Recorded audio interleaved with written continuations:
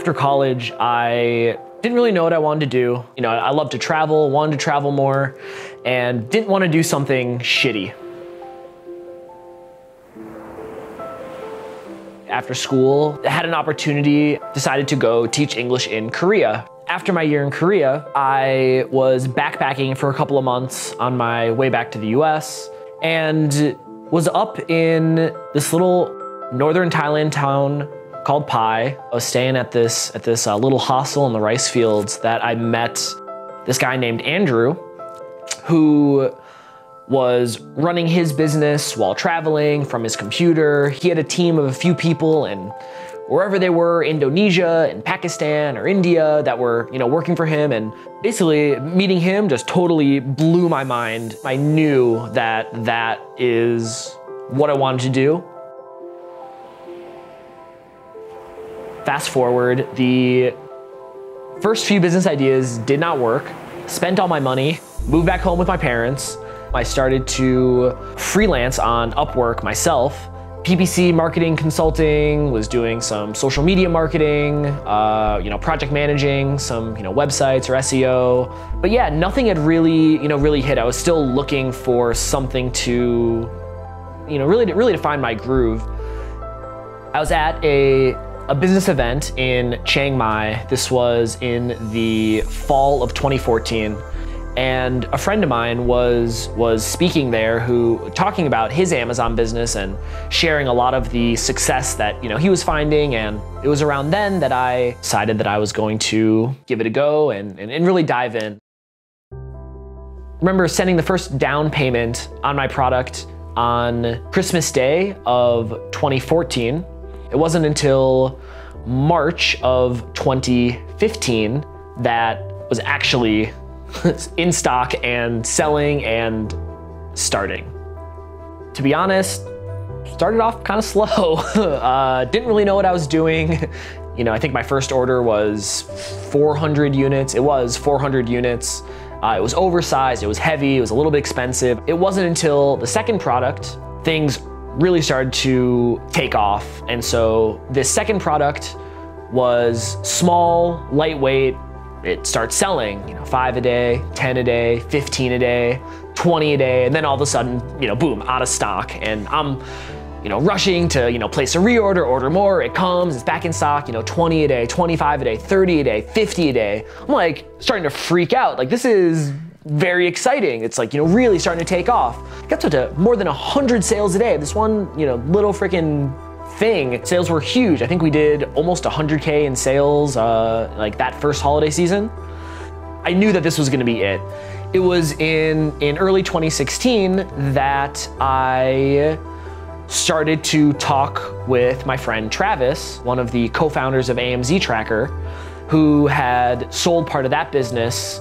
And Travis and I had been friends for a few years, and yeah, started talking about him investing in my business.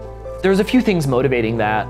On paper, we were, you know, growing a lot, and you know, the money was kind of accumulating somewhere, but not in my personal bank account. So I saw this as an opportunity to give myself some breathing room, as well as allow me to then think of this more as long-term and thinking bigger. I went to Europe that summer and was traveling a bit, and I remember I thought that I, you know, had it figured out, living the 4-hour work week dream. I had my team running my business, and I was just, you know, sending them voice messages, checking in on this. I hired this Singapore MBA to, you know, manage and run the business, and I thought I was done, you know, checked out, and the business was just, you know, gonna grow, and that was it. Well, reality check, that, I mean, things, they didn't fall apart, but they certainly stagnated. Then this was summer of 2016. I attended Blacksmith Camp, which is put on by Simon Black and the Sovereign Man team. Some of the stuff that I learned is that if this business was gonna grow and if the business was gonna be successful, I had to be the one that was growing it. I had to be the leader of my team if it was gonna to push it forward. So after Blacksmith Camp, was a big mindset shift and a huge shift in how I approach running my business. Kind of all these things fitting together around that time of, realizing that like I had to be the leader of this business if it was gonna grow, the importance of structure and clearly defined roles and responsibilities and communication, as well as the influx of available capital. Now it's like, all right, how do we grow this big? Not go from 5 products to 6 products to 7 to 8 to 10, but how do we go from 5 to 10 to 20 to 40? And I remember thinking that, okay, now I've got it, figured out.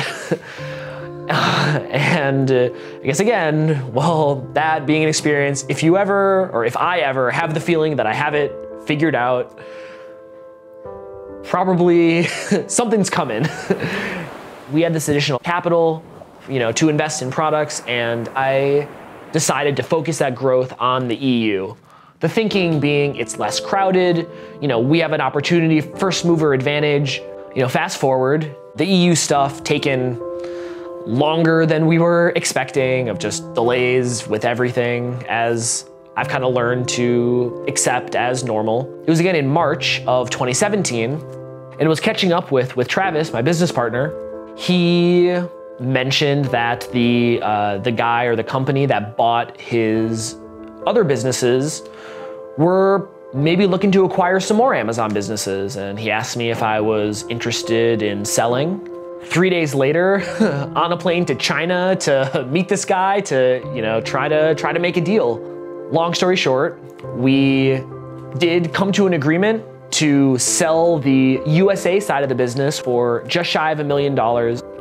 And I mean, that was huge.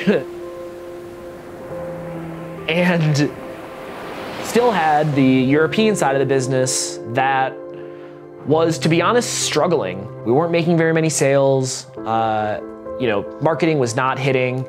We realized that all the excitement and opportunity of getting all these products into production in Q4, all of a sudden these things were landing and we were, not prepared and not on top of it.